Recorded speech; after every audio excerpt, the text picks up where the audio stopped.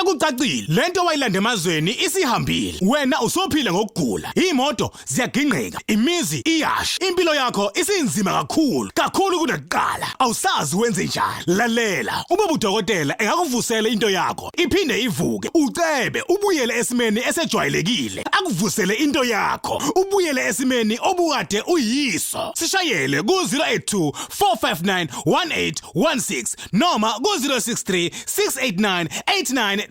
Ubaba udokotela engakuvusela lento yakho. Ujikelele kwezokwelapha. Siyabingelela ubaba udokotela bakwesizwe bawujabulile umfana omhlanje ekhehlela umlungu. Namhlanje siyashutha ke sebuilding between Nedbank House building igama le building umgaqo sokuwona it's corner of Queen Street and Albee Street. It's a dark room studio number 1 19th floor 1904.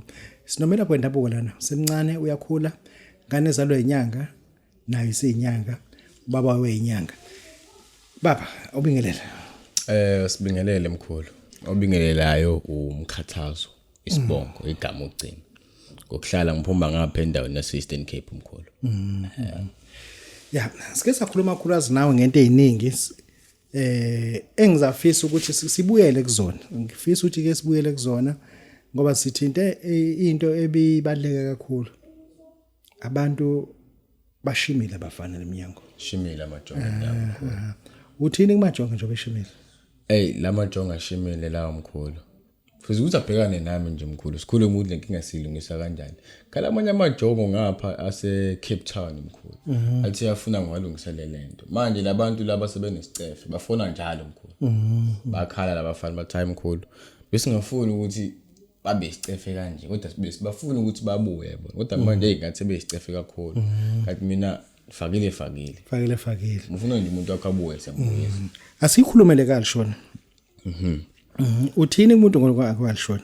U-Alishoni mkhulu induku exakile kakhulu. Uxakile u-Alishoni mkhulu. Alishoni usebenza ngendlela eziningi mkhulu. Ufuna ukukhuphula isikhundla mkhulu emsebenzini, uyakwazi ukukhuluma nawe Alishoni. Ufuna ukuthi umuntu akabuye mkhulu, uyakwazi ukukhuluma nawe Alishoni. Alishoni ususize abantu abaningi kakhulu. Yabona usakhuluma ngalishoni nje.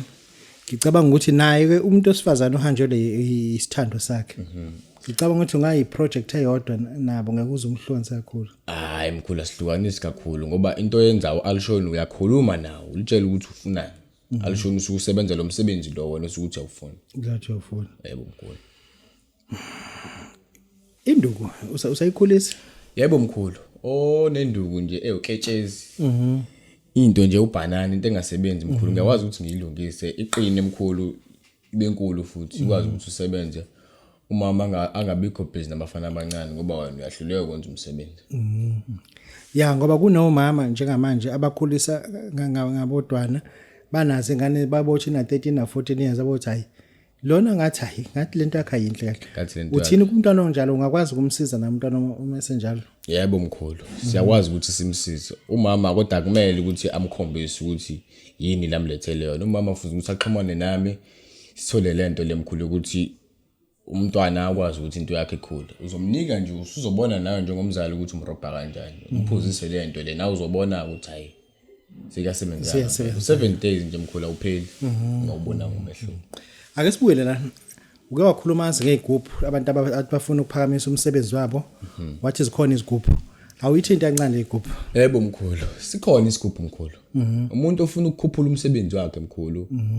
Ukuthi abantu abaningi le ndaba yegubhu le bayibuka ngenye indlela. Ngisho ngathiwa wenza umsebenzi omncane kanjani, isigubhu siyakwazi ukuthi siwunyuse umsebenzi wakho. Uphondo osalenze?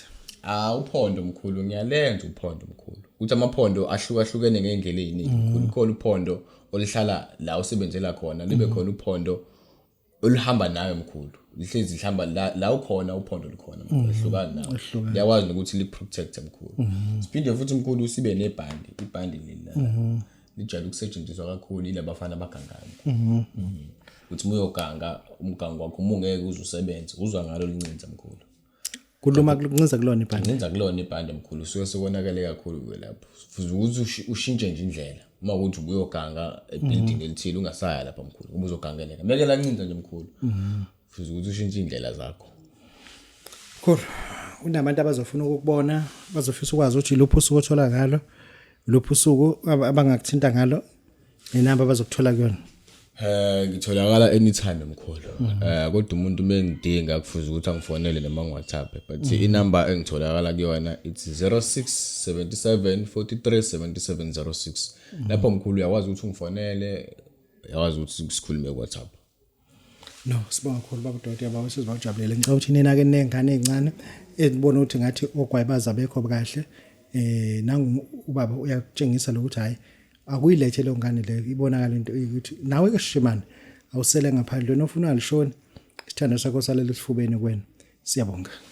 Sekucacile lento wayilanda emazweni isihambile. Wena usophila ngokugula. Imoto ziyaginqika, imizi iyasha. Impilo yakho isinzima kakhulu kunakuqala. Awusazi wenze njani. Lalela, ubaba udokotela engakuvusela into yakho. Iphinde ivuke. Ucebe ubuyele esimeni esejwayelekile. Akuvusele into yakho. Ubuyele esimeni obukade uyiso. Sishayele ku 082 459 1816 noma ku 063 689 8922. Baba udokotela engakuvusela lento yakho. Ujikelele kwezokwelapha.